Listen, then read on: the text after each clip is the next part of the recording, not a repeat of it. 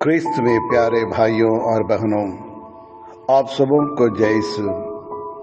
आज हम क्रिस्त का पावन शरीर एवं रक्त का पर्व मना रहे हैं। संत थॉमस अक्विनास ने कहा, जिस प्रकार भले गडेरिया अपनी भेड़ों को चराता है, उसी प्रकार प्रभु यीशु क्रिस्त भी अपने पावन शरीर एवं रक्त से अपने विश्वासियों को आत्मिक भोजन खिलाता है। जिस प्रकार भले गडेरिया अपनी भेड़ों को खिलाता है, उसी प्रकार प्रभु यीशु क्रिस्त भी अपने पावन शरीर एवं रक्त से अपने विश्वासियों को आत्मिक भोजन खिलाता है। जी हाँ, क्रिस्त में प्यारे भाई और बहनों, संत मत्ती के सुसमाचार अध्याय 28 पद संख्या 20 ये कहता है, मैं संसार के अंत तक तेरे साथ रहूंगा। यानी हमेशा हमेशा के लिए हमारे साथ और हमारे बीच में बने रहने के लिए ही और प्रभु यीशु मनुष्य धारण करके इस पृथ्वी पर आया। आज वह पवित्र यूकरिस्त में प्रभु यीशु जीवित हैं, रोटी या दाखरस के रूप में। यीशु के पवित्र शरीर और रक्त के द्वारा हमारे जीवन में प्रभु यीशु आता है और हमारे दिल में और हृदय में निवास करता है। आज हमको और इस बात से बहुत गर्व होता है, या कई लोग 21वीं सदी का गुणगान करते रहते हैं।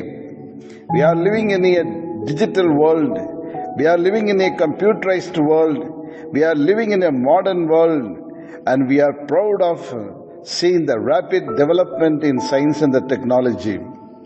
यानी हर क्षेत्र में नवीनीकरण, विकास एवं उन्नति की बातें गर्व से कहते हैं। लेकिन आज का आधुनिक मनुष्य का रिश्ता कैसा है? क्या मनुष्य के जीवन शैली में एवं पारिवारिक संबंध तथा व्यक्तिगत रिश्ते में तारीफ करने लायक रिश्ता एवं उन्नति हुआ है?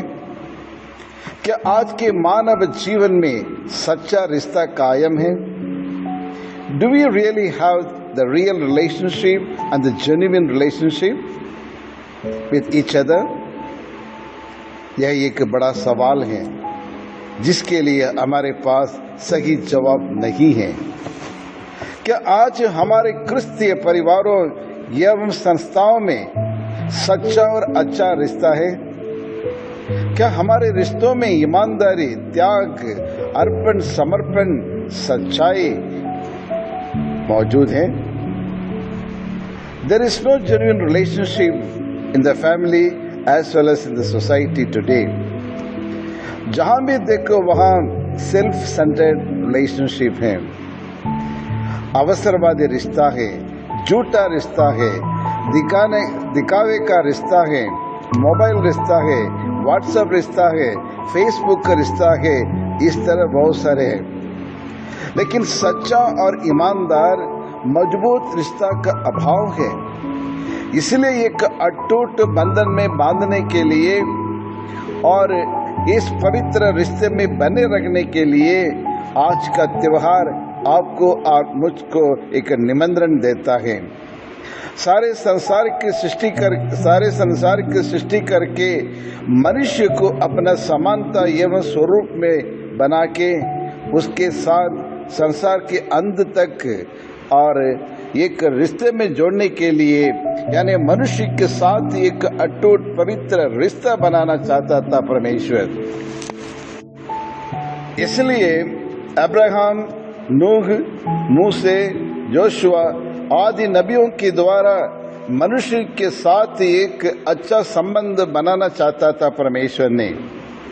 मानव जाति के मुक्ति विधान की योजना में अनेक बार कई तरीके से ईश्वर ने अपना रिश्ता बना रखने की कोशिश की। इसलिए मरुभूमि में मन्ना खिलाया, खड़े चट्टान से पानी देकर उनकी प्यास बुझाई। आज के पहला पाठ में हमें यह देखने को मिलता है, दुखियों, दरिद्रों भूखे प्यासों को मन्ना खिलाकर उनकी भूख मिटाकर और उनके साथ एक अटूट रिश्ता बनाया। लेकिन आज की इस आधुनिक दुनिया में नाना प्रकार के स्वादिष्ट व्यंजन है, भोजन है। There are so many varieties of delicious food, fast food, junk food और बर्गर, पिज़्ज़ा।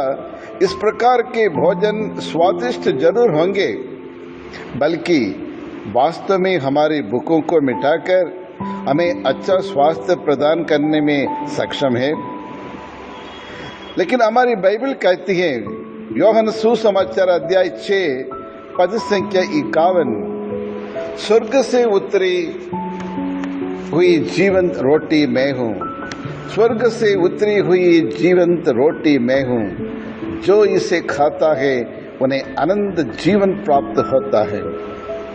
जी हाँ क्रिस्त में प्यारे भाई और बहनों, और इसलिए యోహాन ने कहा, इसलिए पेतरुस ने कहा, प्रभु हम कहाँ जाएं, किसके पास जाएं? जीवन का संदेश तो आपके पास है। तू ही हमारा जीवन दाता है, तू ही हमारा उद्धारक है और तू ही हमारा जीवन है प्रभु। और आपका हर एक वचन मेरे लिए भोजन है और इसलिए आपके हर एक वचन मेरा भोजन बनकर और अपना रिश्ता को उन्होंने प्रकट किया है। Do you know the great importance of the Eucharist? हर दिन हम जिस मिस्सा बलिदान में भाग लेते हैं वो कितना महत्वपूर्ण है, कितना पवित्र है, उसमें कितनी सच्चाई है और कितना गहरा रिश्ता है। जी हाँ क्रिस्त में प्यारे भाई और बहनों, पर यूकरिस्ट ही एक ऐसा बलिदान है जो मनुष्य को ईश्वर के साथ जोड़ता है। याद रखिए, और यूकरिस्त ही एक ऐसा बलिदान है, यह संस्कार है जो हर एक मनुष्य को ईश्वर के साथ जोड़ता है। यूकरिस्त बलिदान ही मनुष्य रिश्ता को ईश्वर का रिश्ता के साथ जोड़ता है। और इसलिए सेकंड वेटिकन काउंसिल ने कहा, परम प्रसाद क्रिस्तीय जीवन का केंद्र बिंदु है और हमारा क्रिस्तीय जीवन का स्रोत है। यूकरिस्ट एकता का प्रतीक है, पवित्रता का प्रतीक है, क्षमादान का चिन्ह है, मेल मिलाप का संगम है और यूकरिस्ट बलिदान प्यार और त्याग का उत्तम बलिदान है। क्रिस्त में प्यारे भाई और बहनों, सुनील प्रजापति नामक एक हिंदू व्यक्ति हीरापुर यानी हरदा के पास वहाँ रहता था और उनके एक छोटा सा परिवार, उनके दोनों बच्चे बालिकाएं थी। लड़के नहीं होने के नाते घर में हमेशा सास और बहू के बीच में लड़ाई चलती रही। रोज रोज किसी न किसी बहाने से लड़ाई झगड़ा, और 1-2 साल वैसे बीत चुके थे तो सास ने अपने बेटे से कहने लगा कि इसको जो अपनी पत्नी को त्याग दो, छोड़ दो, तलाक कर दो उसको, मैं दूसरी एक बहू लेके मैं आ रही हूँ। लेकिन पति सुनील को समझ में नहीं आया क्या करें, माँ की बात माने या फिर पत्नी की बातें सुने, और इसलिए उन्होंने परेशान होकर और किसी से भी बात करना छोड़ दिया। और एक दिन जब उनकी गाड़ी को किराए पे मैंने लिया तो मेरे साथ हमेशा चलने फिरने लगे, जहाँ भी प्रवचन देने जाता तो मेरे साथ आते थे और हिंदू होते हुए भी और मिस्सा बलिदान में या नवीना में और प्रार्थना सभा में वो भी भाग लेते थे। और धीरे धीरे उनकी रुचि बढ़ने लगी, प्रार्थना करने लगा, बहुत सोच में, गहरी सोच में पड़ने लगा। फिर एक दिन अपना मन खोलकर अपनी सारी बातों को बताने लगे, क्या सचमुच प्रभु यीशु मुझे छुटकारा दिला देंगे मेरी परेशानियों से? जिस प्रकार आपने ये प्रवचन में कहते थे प्रभु यीशु का लहू मुझे मुक्त करेगा, हर समस्या से, हर पाप से, हर बंधन से मुझे छुटकारा दिलाएगा करके आपने कहा। सचमुच प्रभु यीशु करेगा? मैंने उससे कहा, जो प्रभु पर विश्वास करते हैं, जो प्रभु यीशु को अपने मुक्तिदाता के रूप में मानने वालों की और प्रार्थनाओं को अनसुनी नहीं करते हैं, उनकी प्रार्थनाओं को सुनते हैं और उनके विश्वास के अनुसार और उनको चंगाई मिल जाती है। हर प्रकार के वरदान जो भी वो मांगते हैं वही उन्हें प्रदान करता करके। और मैंने उनको कहा कुछ दिन के बाद, और मैंने उन तीनों को बुलाया, उनकी पत्नी को और उनकी माँ को, तीनों को बुलाकर और उनके लिए मैं प्रार्थना करते रहा, उनको समझाइश दी। और फिर हर इतवार में और प्रार्थना के लिए मैं बुलाता था। कई दिन तक वो लोग आए और ईश्वर का वचन और उनके मन में काम करने लगा। और धीरे धीरे जो प्रार्थना हमने लिख के दिए वही प्रार्थना को दोहराते गए और प्रभु यीशु के वचन को सुनने लगे। और धीरे धीरे उनकी सोच में, उनके विचार में और परिवर्तन आने लगा। जी हाँ कृष्ण में प्यारे भाई और बहनों, प्रभु यीशु और ने कहा, मैं वह परमेश्वर हूँ जो विश्वास के साथ जो कुछ तुम मांगोगे मैं वही तुम्हें प्रदान करूँगा, लेकिन तुम्हें विश्वास करना पड़ेगा। यदि तुम जो कुछ तुम मांगोगे उसमें विश्वास करो कि वह तुम्हें मिल गया हो, हाँ मैं वही प्रदान करूँगा। ये प्रभु यीशु ने मार्कुस सुसमाचार अध्याय 11:24 में कहा था। और इन वचनों पर उनके बहुत विश्वास हुआ और रोज इसको प्रार्थना करते गए। और धीरे धीरे आज उनके बीच में सब प्रकार के लड़ाई झगड़ा सब बंद हो गया है। घर में शांति, परिवार में शांति, मन में शांति। आज सब एक साथ मिलजुल कर रहते हैं और प्रभु यीशु उनको आशीष प्रदान करते हैं। आज 3 साल बीत चुका है, आज भी कभी लड़ाई नहीं होती, एक साथ रहते हैं। और अभी तीसरा भी बच्चा हुआ, वो भी जो लड़की है, लेकिन उसके बावजूद भी खुशी से और वो लोग अपना जीवन यापन कर रहे हैं। ईश्वर को धन्यवाद, परमेश्वर को धन्यवाद। सब कुछ करने वाला हमारा प्रभु परमेश्वर हैं। प्रभु यीशु क्रिस्त ने कहा, और संकट के समय मुझे पुकारो, मैं तुम्हारे पुकार को सुनकर तेरी मदद करने के लिए, तेरी सहायता करने के लिए मैं आऊँगा और तुम्हें साथ दूंगा, तुम्हें उद्धार करूँगा और तुम मेरा नाम को महिमान्वित करोगे करके प्रभु ने कहा, वही करके दिया है। जी हाँ कृष्ण प्यारे भाई और बहनों, आपके जीवन में भी, हमारे जीवन में भी प्रभु यीशु इस प्रकार का चमत्कार करने के लिए तैयार हैं। यूहन्ना सुसमाचार अध्याय 6 पद संख्या 56, जो मेरा मांस खाता और मेरा रक्त पीता है वह मुझ में निवास करता है और मैं उसमें। जी हाँ कृष्ण में प्यारे भाई और बहनों, जो प्रभु यीशु के रोटी को खाएगा वह सदा जीवित रहेगा। यानी जो प्रभु यीशु के पावन शरीर और रक्त को ग्रहण करता है वह सदा जीवित रहेगा। जो प्रभु यीशु के शरीर को ग्रहण करता है वह अनंत जीवन प्राप्त करेगा। जो प्रभु यीशु के पावन शरीर को ग्रहण करता है वह अंतिम दिन पुनर्जीवित पाएगा। और इसलिए पहला यूहन्ना अध्याय 1 पद संख्या 7 इस प्रकार और हमसे कहता है, यीशु मसीह का रक्त हमें हर पाप से शुद्ध करता है।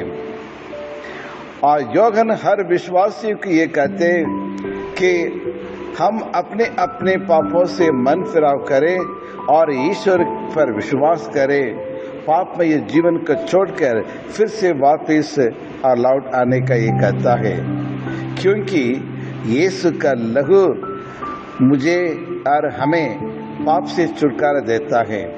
यीशु का लहू हमें पाप से शुद्धिकरण देता है रोज रोज यार हर दिन प्रभु के लहू से और आपको सफाई की आवश्यकता है। वह लहू आज स्वर्ग में जीवित है। वह पवित्र आत्मा के द्वारा आज के जीवन में, आज के और आपके जीवन में उतरना है। प्रार्थना में हमें ये कहना है कि यीशु का पवित्र लहू उससे मुझे शुद्ध करो। हमारे मन को, हमारे भावनाओं को, हमारे विचारों को और हमारे बुरी आदतों को शुद्ध करने के लिए हर दिन हमें प्रार्थना करने की जरूरत है। क्यों?